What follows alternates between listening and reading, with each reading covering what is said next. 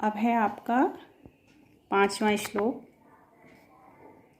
स भार्या सह पुत्रेण स स्नुस्तपसि स्थिता वधु चतुर्थो वृद्धा सा धर्मात्मा नियतेन्द्रियः।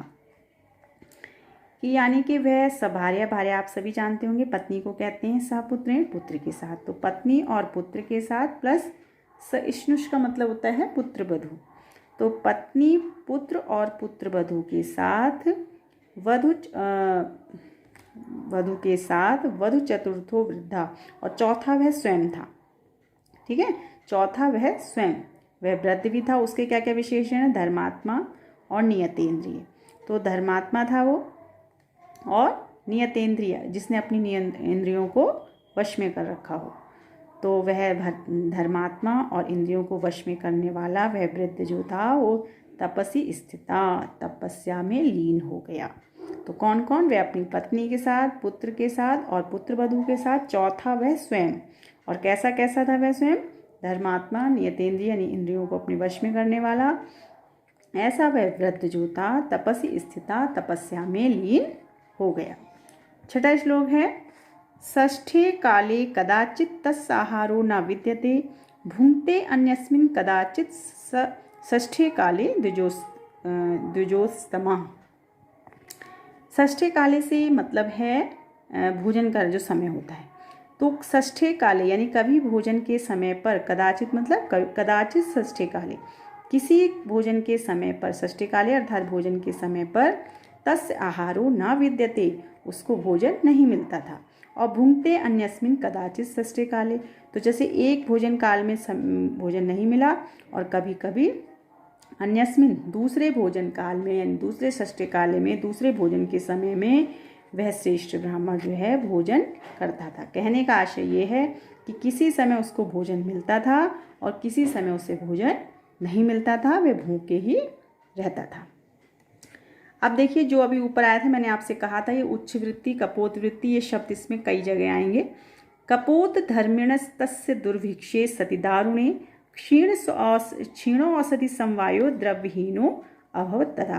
और तब क्या हुआ कि दुर्भिक्षे सति दारुणे, एक बार भयंकर, दारुणे मतलब भयंकर, दुर्भिक्षे मतलब अकाल, तो भयंकर अकाल पड़ जाने पर वह जो कपोत धर्मिण था, यानी कि फिर इस बात को आप खोलने की बार बार ज़रूरत नहीं, आप समझ जाइए कि कबूतर की वृत्ति उसको इसीलिए कहा गया था, जैसे कबूतर चुनता है उन्हीं दानों से अपना जीवन चलाता है, उसी तरीके से वह निर्धन ब्राह्मण भी करता था, इसलिए कपोत धर्मी शब्द आया है। तो वह कपोत धर्म, उसका क्या हुआ? वह जो था, जब एक तो पहले ही गरीब था, ऊपर से फिर जब भयंकर अकाल पड़ गया तो उससे वो जो था क्षीणो औषधि, औषधि से मतलब है जो खाद्य सामग्री जो कुछ उसके पास थी उससे, और द्रव्य से जो थोड़ा बहुत धन था उससे वह और भी हीन हो गया, यानी फिर उसके पास और भी कुछ नहीं बचा, क्योंकि जब खेतों में ही नहीं होगा तो फिर दाने कहाँ से उसे मिलेंगे, तो वो ऑलरेडी पहले ही उसमें बहुत निर्धन था। तो जब भयंकर दारुणी मतलब भयंकर, दुर्भिक्षी मतलब अकाल पड़ने पर वह जो था खाद्य सामग्री से और द्रव्य से हीन हो गया। अब है आपका अथ षष्ठे गते काले यव प्रस्थम उपार्जयत यव प्रस्थम चते सक्तून कुर्वन् तपस्विनः। और इसके पश्चात क्या हुआ? षष्ठे गते काले, कि उन्होंने एक दिन, इसके पश्चात उन्होंने मतलब जो षष्ठे गते में बार बार बता चुकी हूँ, इसमें कई शब्द बार बार रिपीट हुए हैं, यानी कि भोजन के समय पर उन्होंने क्या किए? यव प्रस्थम उपार्जयत, इसके पश्चात उन्होंने किसी समय भोजन के समय पर एक प्रस्थ यानी एक सेर, यव यानी जौ उपार्जित किए, प्राप्त किए, और यव प्रस्थम और उन एक सेर जौ को, यव कहते हैं जौ को, ते तपस्विना उन तपस्वियों ने, यानी उन चारों का जिक्र है उसमें, वो निर्धन ब्राह्मण भी, उसकी पत्नी भी, पुत्र पुत्र वधु, तो उन तपस्वियों ने सक्तून अकुर्वन, उसको सत्तू बना लिया। जो उन्होंने यव बनाया, जौ से ही बनता है, तो जौ का उन्होंने सत्तू कर लिया, बना लिया। कृत जप्य अहिनिकास्ते ते हुत्वा वहिनी यथा विधि कुड्वम कुड्वम सर्वे व्यभजनता तपस्विना। ठीक है, तो इसके बाद उन्होंने क्या किया कि इसका मतलब ये हुआ कि जप आदि जो नित्य कर्म हैं उनको करके फिर उसने विधि पूर्वक, वही कहते हैं अग्नि में हुत्वा माने हवन करके, सर्वे तपस्विना उन सभी तपस्वियों ने कुडवम, कुडवम कहते हैं पाव पाव भर आपस में बांट लिया। तो क्या, अब आपका आता है 10वां श्लोक। अत आगच्छा द्विजः कश्चिद अतिथि भुंजताम तदा ते तम दृष्टवाम अतिथि तत्र प्रहिष्ट मनसो अभवन। इसके बाद जब उन्होंने अपना, विचारों ने इतने टाइम बाद उनको खाने को मिला था और उन्होंने पाव पाव भर बांट लिया। अथ यानी इसके पश्चात, कश्चिद कोई, तदा मान सबसे पहले तो तब इसके पश्चात, तदा माने तब, इसके पश्चात, कश्चिद मतलब कोई,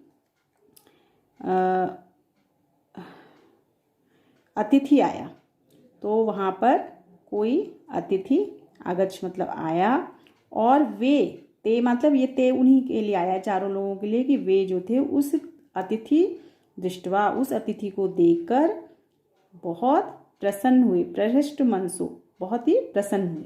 ऐसा नहीं उनको लगा कि लो इतने टाइम बाद तो हमें खाने को मिल रहा और ये खाने के टाइम पे आ गया, ऐसा नहीं हुआ।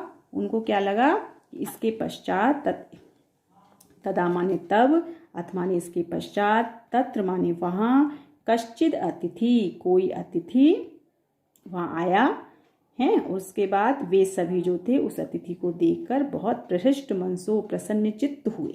ऐसा नहीं है कि उन्होंने खराब लगा उनको कि इतने टाइम बाद हमें खाने को मिला और ये खाते के टाइम आ गए, तो वे सभी जो थे मन से प्रसन्न हुए। फिर है कुटीम प्रवेश यामासु क्षुदार्ताम अतिथिम तदा इदम अर्घ चा पाद्यम च वृषि चेयम तवान्ह। हे अनग, ही अनग भी कई जगह, अनग मतलब पाप रहित, हे पाप रहित। फिर उन्होंने उनको क्या किया, क्षुधा से पीड़ित यानी भूख से व्याकुल, वो अतिथि भी भूख से व्याकुल था, तो क्षुधा पीड़ित यानी भूख से व्याकुल उस अतिथि को उन्होंने कुटीम प्रवेश या महसू, कुटिया में प्रवेश कराया, और क्या कहा कि इदम अर्घ्यम, यह अर्घ है, अर्घ आप जानते हैं जो पूजा के लिए जल होता है, च पाद्यम और ये पैर धुलने के लिए जल है, और वृषि यानी वृषि मतलब जो आसन है बैठने के लिए। तो ऐसे उन्होंने कहा कि हे पाप रहित जो है ये है। पहले तो उन्होंने उस क्षुधा से पीड़ित, क्षुधार्तम यानी भूख से व्याकुल अतिथि को कुटिया में प्रवेश कराया। उसके बाद कहा कि हे पाप रहित, ये जो है अर्घ है यानी कि पूजा के लिए जो निमित्त जल चाहिए होता है, पाद्यम पैर धुलने के लिए जल, और वृषिमत कहने का तात्पर्य उसका उचित मान सम्मान किया, उसको बैठने के लिए आसन दिया। ठीक है। शुचयः शक्तवः चेमे नियमोपार्जिता प्रभो प्रतिग्रहिष्य भद्रम ते मया दत्ता द्विजोत्तमः। फिर उन्होंने क्या कहा कि हे प्रभु, हे स्वामी, ये जो हैं इमे नियमोपार्जिता, ये नियम पूर्वक अर्जित किए गए, प्राप्त किए गए मेरे द्वारा, मैं नियमोपार्जित, हे प्रभु, मैं मतलब मेरे द्वारा नियम पूर्वक प्राप्त किए गए ये क्या है, इमे शुचया शक्तवः, ये पवित्र सत्तु हैं, और ये मेरे द्वारा, मया माने मेरे द्वारा, आप श्रेष्ठ को दिए गए हैं। हे ब्राह्मण श्रेष्ठ, इसका मतलब दूसरी पंक्ति में ये इसका संबोधन है, पहली पंक्ति में प्रभु है, हे प्रभु, और दूसरी में हे श्रेष्ठ ब्राह्मण, ये मया माने मेरे द्वारा, आप भद्र को दत्ता माने दिए गए हैं, प्रतिग्रहिष इनको स्वीकार कीजिए। ठीक है। अब है 12वां श्लोक, इसका है इति उक्त्वा तान उपादाय सक्तून प्रदाद द्विजाते ततस्तुष्टो अभव विप्रह तस्य साधोर महात्मनः। तो जैसे इति उक्त्वा यह कहकर तान सक्तून, उन सत्तुओं को उस द्विजाते, उस ब्राह्मण के लिए, मतलब उन सत्तुओं को लेकर उस ब्राह्मण को दे दिए। यह कहकर, जो ऊपर अभी इससे संबंधित है, इति उक्त्वा मतलब इस श्लोक से संबंधित है कि ऐसा कहकर उन सत्तुओं को लेकर उस ब्राह्मण को दे दिए। तान सक्तू, उन सत्तुओं को उपादाय माने लेकर, और द्विजाते मतलब प्रदात, उस ब्राह्मण को प्रदान कर दिए, दे दिए। और ततस्तुष्टो अभव विप्रह तस्य, तो उस इससे क्या हुआ, इसके पश्चात वह जो विप्र था, जो ब्राह्मण था, उस साधु महात्मा से अत्यंत संतुष्ट हुआ। भाई होगा कि नहीं होगा कि उसने पूरा मान सम्मान दिया, और जो अपने हिस्से का भोजन था इतने टाइम के बाद उन्हें मिला था वो दे दिया, तो उसकी इस स्वामी भक्त, उसकी इस आवभगत से, इस अतिथि सत्कार से वे बहुत खुश हुआ। तो वही बात लिखी गई है कि तब वह जो था उस साधु महात्मा से, वह विप्र जो था, वह ब्राह्मण बहुत खुश हुआ, संतुष्ट हुआ। प्रीतात्मा सतु तम वाक्यम इदम आह द्विजऋषवम वाग्मी तदा द्विज श्रेष्ठो धर्मा पुरुष विग्रह। फिर उसने क्या कहा, प्रसन्न आत्मा वाला, क्योंकि वो बहुत संतुष्ट हो गया, खुश हो गया, तो प्रसन्न आत्मा वाले उस अतिथि ने, ठीक है, प्रसन्न, ये किसका विशेषण है, अतिथि का, कि प्रसन्न आत्मा वाले उस अतिथि ने उस श्रेष्ठ ब्राह्मण को इदम वाक्यम आह, यह वाक्य कहा। क्या वाक्य कहा कि, और ये तथा सबसे पहले आएगा कि तब उस प्रसन्न आत्मा वाले अतिथि ने उस श्रेष्ठ ब्राह्मण से यह वाक्य कहा। क्या कहा कि आप श्रेष्ठ वक्ता हो, वाग्मी मतलब श्रेष्ठ वक्ता हो, श्रेष्ठ ब्राह्मण हो, और पुरुष का रूप धारण करे हुए साक्षात धर्म हो। माना कि जैसे धर्म ने साक्षात पुरुष का रूप धारण कर लिया हो, ठीक है।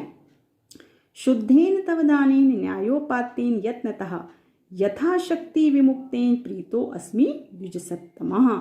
ये 14वां श्लोक है। फिर उन्होंने क्या कहा कि हे ब्राह्मण श्रेष्ठ, मैं तुम्हारे, तब मतलब तुम्हारे धर्मपूर्वक कमाए गए, धर्मपूर्वक और यत्नपूर्वक और शक्ति के अनुसार, विमुक्तेन मतलब दिए गए, शुद्धेन दानेन शुद्ध दान से, प्रीतो अस्मि बहुत प्रसन्न हूँ। क्या कहा उन्होंने, यह वाक्य कहा कि एक तो तुम ये हो, श्रेष्ठ ब्राह्मण हो, श्रेष्ठ वक्ता हो, और धर्म का रूप धारण करे हुए साक्ष मतलब पुरुष का रूप धारण करे, जैसे धर्म ने साक्षात पुरुष का रूप धारण कर लिया हो, ऐसे हो।